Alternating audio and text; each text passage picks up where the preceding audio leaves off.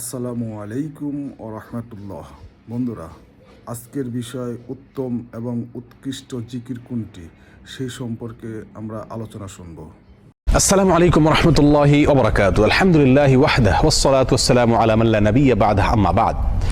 সুপ্রিয় দর্শক শ্রোতা ভাই বোনেরা, আজ আমরা এমন একটি জিকির, এমন একটি দোয়ার কথা বলবো যে জিকির এবং দোয়া জানে না এমন কোন মুসলিম পৃথিবীতে পাওয়া কঠিন। বলতে গেলে আমরা সকলেই এই দোয়া, এই জিকিরটি জানি, এই বাক্যটি মুখস্থ আমাদের আছে, কিন্তু এই বাক্যের যে ওজন, এই বাক্যের যে ওয়েট, এই বাক্যের যে গুরুত্ব, সেটা আমরা হয়তো অনেকেই উপলব্ধি করতে পারি না। মুস্তাদরাকে হাকিমে আবু সাঈদ খুদরি রাদিয়াল্লাহু তাআলা আনহু থেকে বিশুদ্ধ সূত্রে বর্ণিত এক হাদিসে নবী করিম সাল্লাল্লাহু আলাইহি সাল্লাম ইরশাদ করেছেন, এই দোয়াটি সবসময় পাঠ করবেন, এই জিকিরটি সবসময় পাঠ করবেন, এটা আপনাকে আমি দিলাম।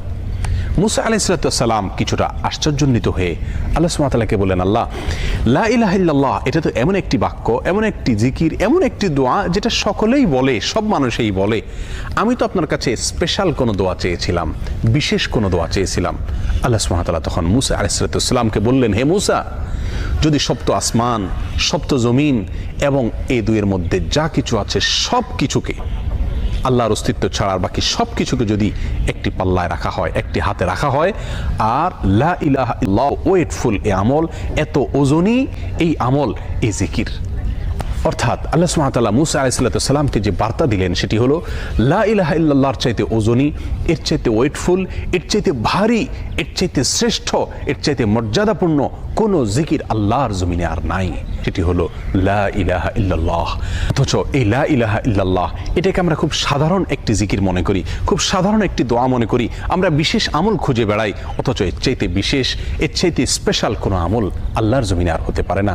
জিকিরের মধ্যে যত জিকির আছে, যত দোয়া আছে, যত আমল আছে, সমস্ত জিকিরের ভিতরে সবচেয়ে শ্রেষ্ঠ, সবচেয়ে ওজন মাত্র লা ইলাহা ইল্লাল্লাহ এর আধিক্য যদি থাকে, তাহলে ইনশাআল্লাহ আমার নেক আমলের পাল্লা অনেক বেশি ভারী হবে।